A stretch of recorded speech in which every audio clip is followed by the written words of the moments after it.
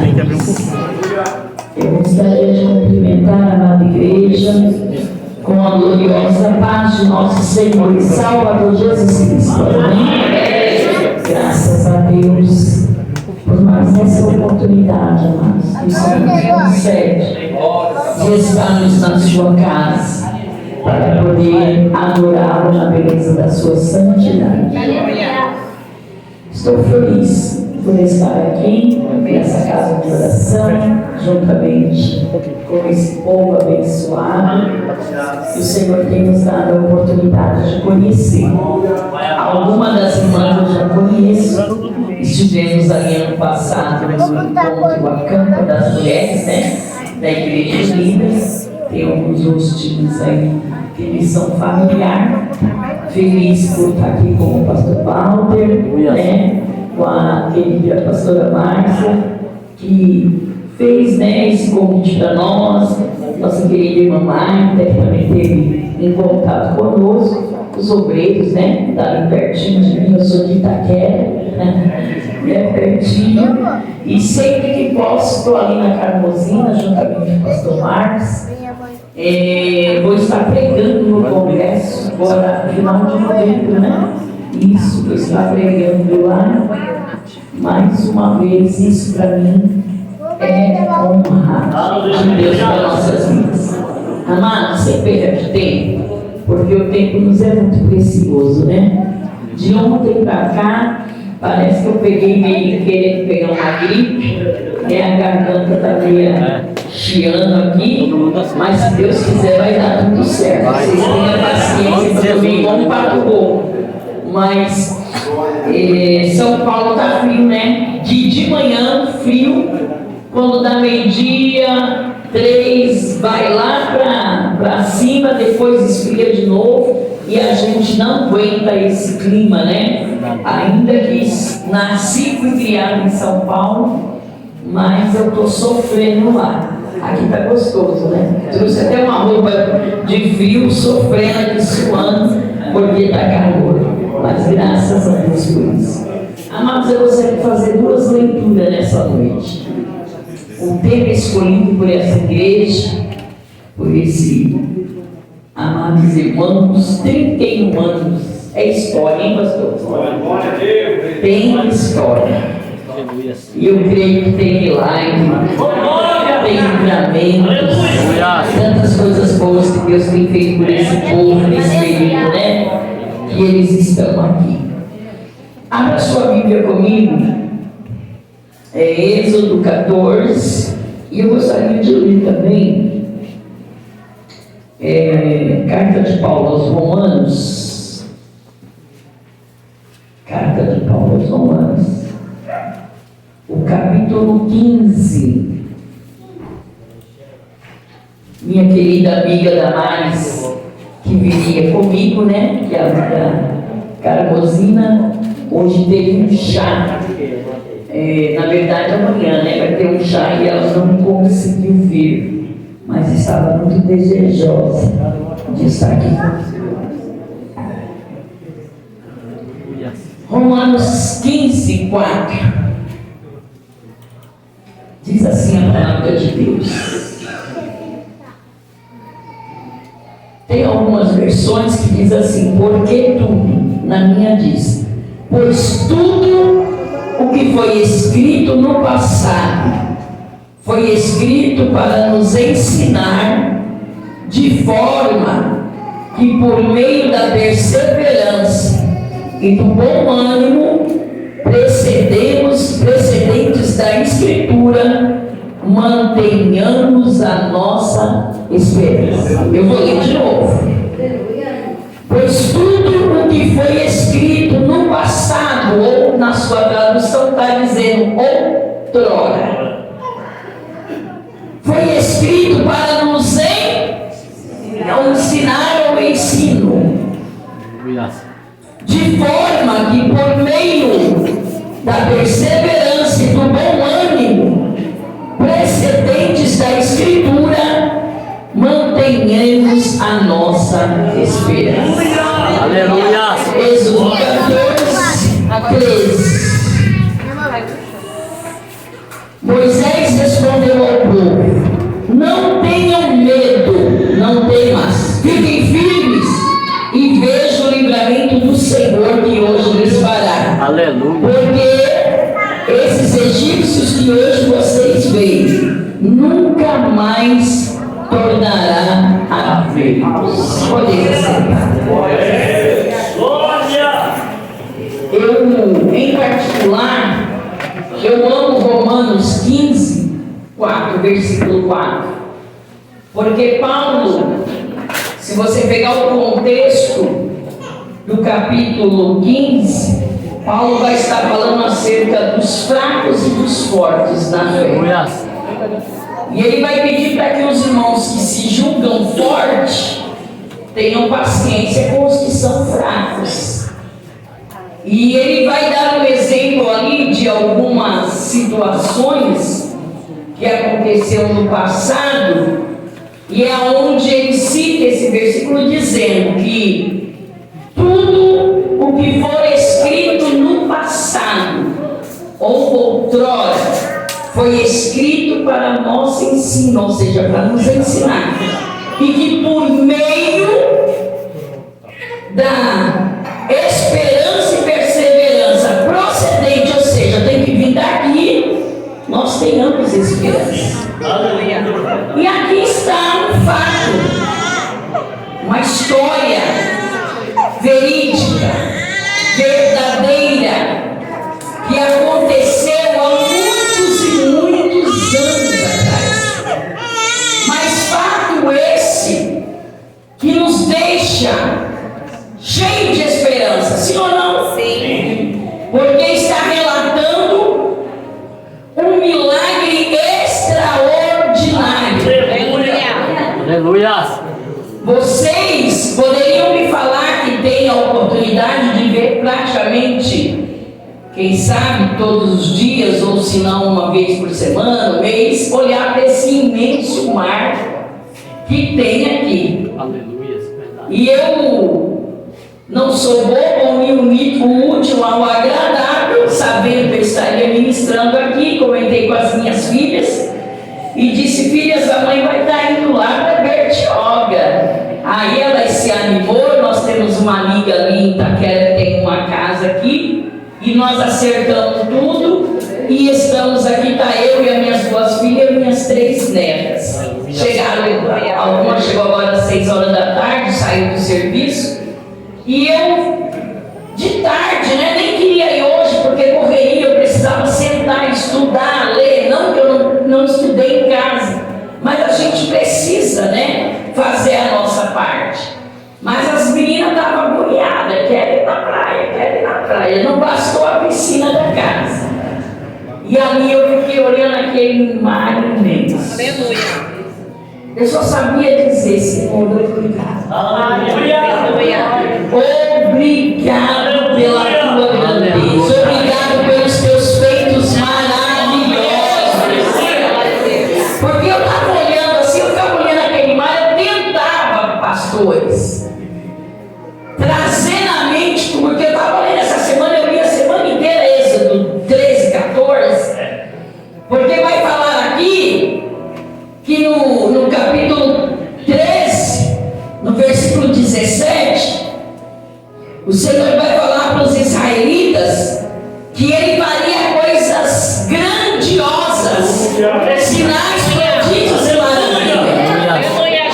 E quando entra no capítulo 14, Deus faz algo ali que deixa meio que eles boquiabertos, porque o Senhor muda a rota, muda a trajetória, e Ele vai mandar que eles então mudem o rumo do acampamento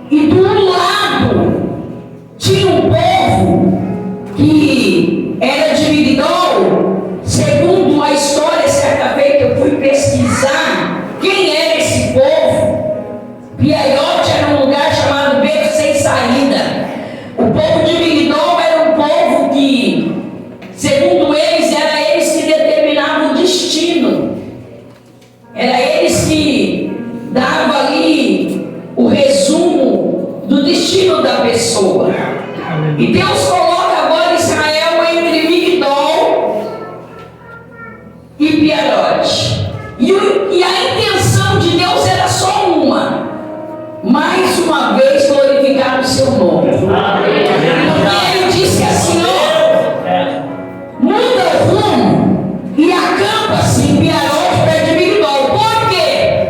Quando os egípcios virem e souberem que vocês vão estar aqui, eles vão dizer assim: olha, o povo saiu do Egito porque ficaram 430 anos ali, não conhecia o trajeto, não conhecia o caminho, e aí ele vai dizer: olha, eles ficaram perturbados, ou seja, eles estão perdidos, né? Eles estão agora perdidos e outros, olha só onde eles estão.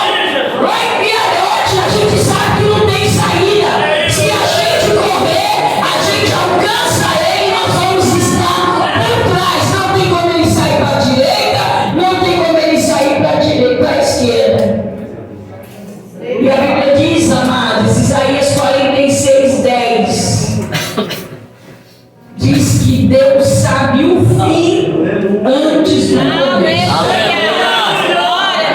Foi ele que falou para Isaías, dizendo assim: Isaías, escreve aí, Isaías 46:10. Eu anuncio o fim antes do começo, porque só eu sei o que vai acontecer depois. E Deus sabia que Faraó iria falar isso. Eles estão confusos, estão se sentindo perdidos, e agora é a hora. E a Bíblia diz que Deus endurece o coração de Faraó. E olha que eu lendo essa semana, essa passagem, Deus endureceu o coração de Faraó. Só nas 10 pragas foi 10 vezes. Meu Deus. Mas para Deus não bastou. Sabe por quê? Muitas das vezes as pessoas pagam para ver. E se você ler o texto, você vai ver que quando eles estão agora atrás do povo de Deus, eles vê sinais, eles vê prodígio, e para eles parece ser comum. E a Bíblia diz que agora eles no encalço do povo de Deus, o Senhor os atrai e permite que eles persigam atrás do povo de Israel. E a Bíblia diz que quando aquele povo, irmãos, está em Piarote, no beco sem saída, que olha para trás, vê o exército de Faraó todinho atrás deles, com carros e cavalos. A Bíblia diz que agora começa uma murmuração, porque no começo alguém já olha e diz: olha, é melhor ter morrido no Egito. Por acaso no Egito não tinha sepultura para nós morrer? Agora vamos morrer tudo aqui nesse deserto. Moisés, sem juízo, trouxe a gente para morrer aqui. E a Bíblia diz que eles apertam o pó até Moisés, que Moisés, em vez de já ter determinado, gente, Deus vai fazer, Deus pode abrir esse mar, Moisés ficou perturbado e disse: Senhor, o que a gente faz? Aí Deus repreendeu Moisés e disse: Moisés, por que é que você está clamando a mim? A incredulidade do povo está chegando até você, Moisés. Diga para esse povo marchar. Glória. Aleluia. Se você for acompanhar o relato dessa história, Atos dos Apóstolos, capítulo 7, versículo 17, Estevão, quando está dando seu relatório, antes de ser apedrejado e ser o primeiro mártir da igreja primitiva, ele faz um relatório da chamada de Abraão, da história de Abraão, de como Deus chamou, de como Deus se revelou, e ele vai contar detalhe por detalhe. Em Atos 7:17 ele vai dizer assim: ó, aproximando-se, porém, o tempo da promessa que Deus fez a Abraão, o povo cresceu e se multiplicou. Estevão estava determinado a dizer para aquele povo: olha, o Deus que prometeu é o Deus que cumpre. Interessante, amados, que aqui, antes deles chegarem em Migdol, Deus permite eles viverem uma experiência de fé. Porque você vai ver aqui no capítulo 13, no versículo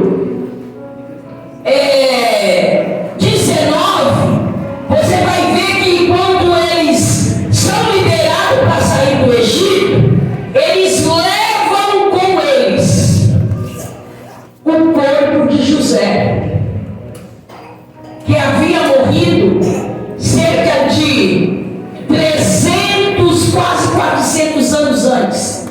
Aleluia. Porque quando José chega no Egito, a Bíblia vai dizer que eles eram apenas 77 pessoas. E Deus falou com Abraão em Gênesis capítulo 12, depois Gênesis capítulo 15, Abraão, a tua geração será tão grande, tão numerosa, que você não vai poder contar. Então o que precisava acontecer? A promessa de Deus se cumprir.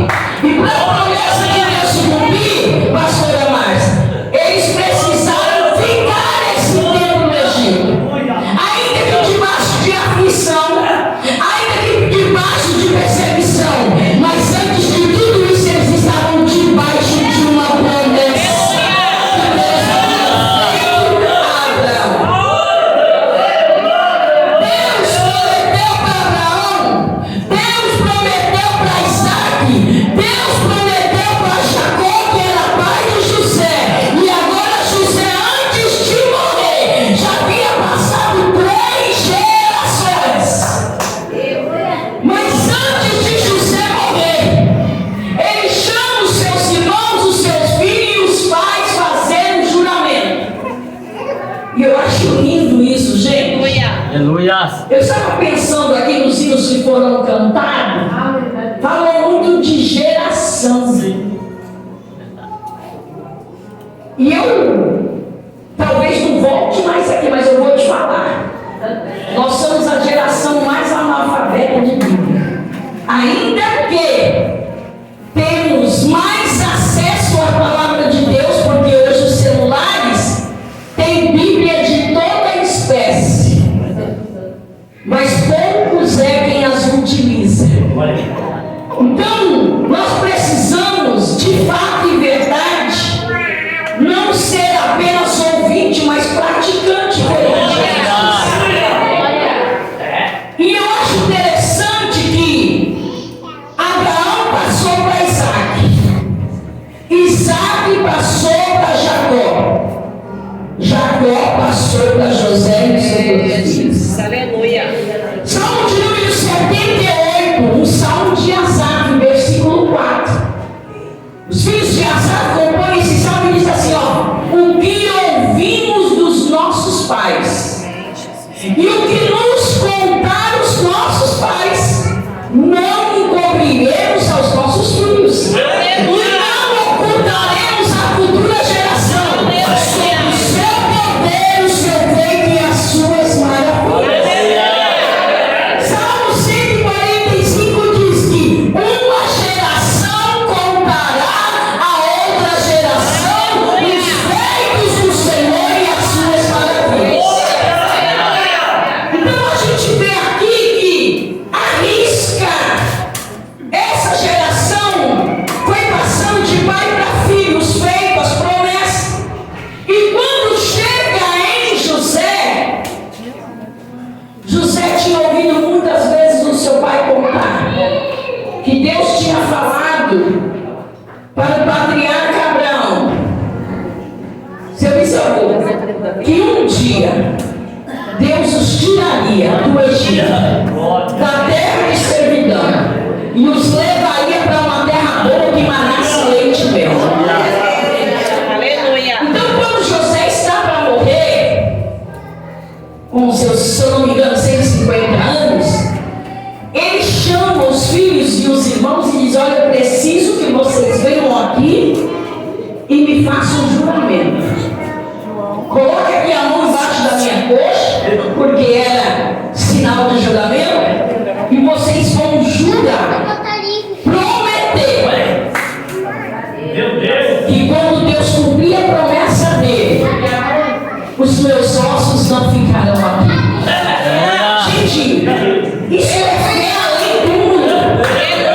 Quando Paulo escreve para o detalhe que aquele que espera em Deus somente nessa vida é o mais miserável dos homens. José não só esperava naquela vida, mas ele acreditava que Deus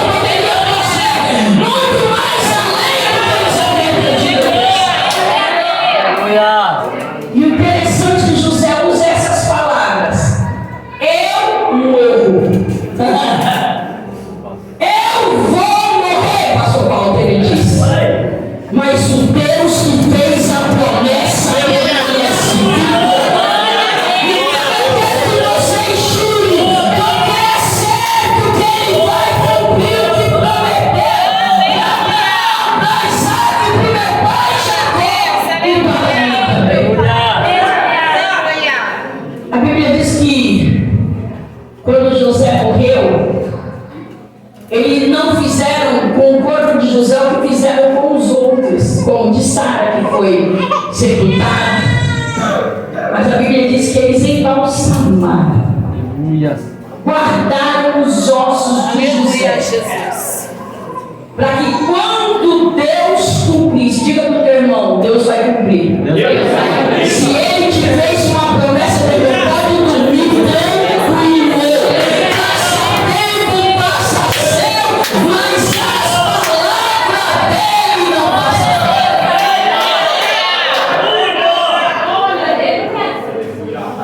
A Bíblia diz que o corpo de José ficou guardado quase 300 anos, porque só de cativeiro foi 430. Quando eles foram para o Egito, a Bíblia vai dizer que quando José traz seu pai Jacó para o Egito, a condição era amigável, mas a partir da morte de José, o faraó se levanta e não conheceu a história de José, então passa a escravizar esse povo. Então vamos fazer uma conta aí de mais ou menos uns 300 anos esse corpo lá, e eu penso nos ossinhos pulando e dizendo, vai acontecer.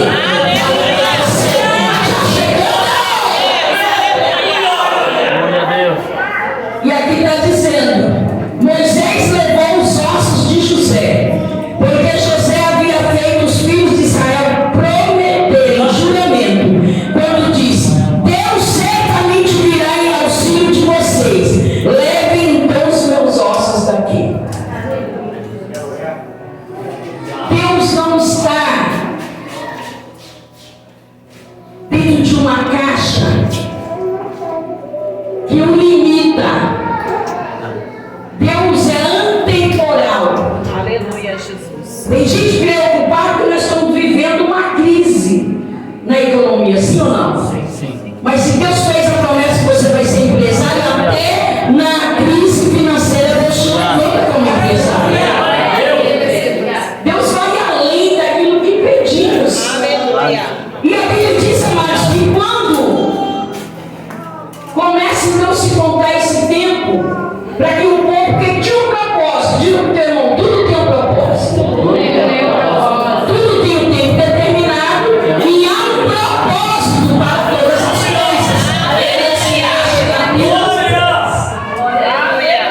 O propósito de Deus é fazer o povo permanecer e para crescer e multiplicar. Em Êxodo, se eu não me engano, 12 ou 13, vai dizer que quando eles saem do Egito, era mais de 600 mil homens. Fora mulheres e crianças. Quem prestou atenção quando eu comecei a pregar aqui? Prestou atenção quando José foi para o Egito? Quantos números eram?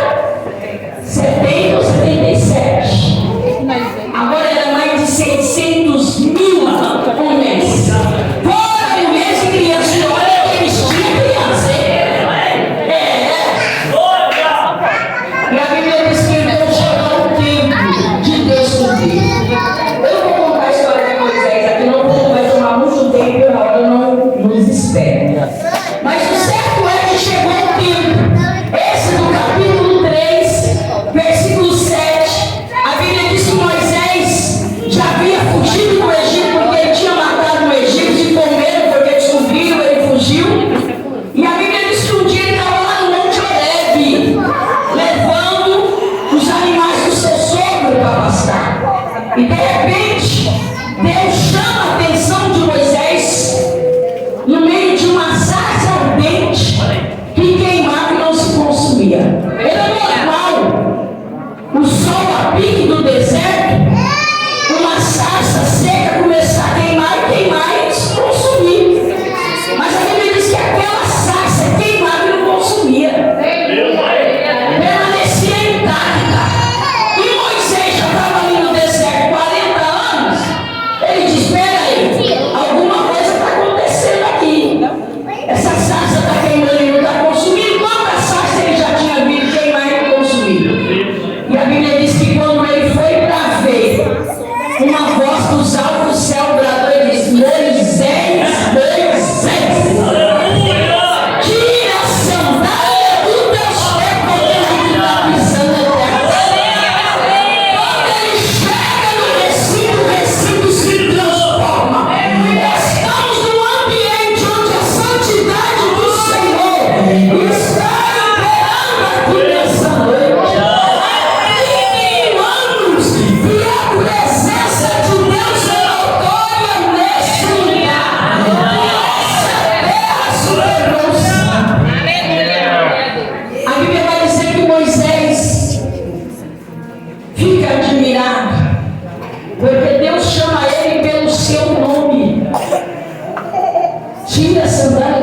pés, porque o lugar que tu pisa é terra santa. E olha como Deus se revela para Moisés. Moisés, eu sou o Deus de Abraão.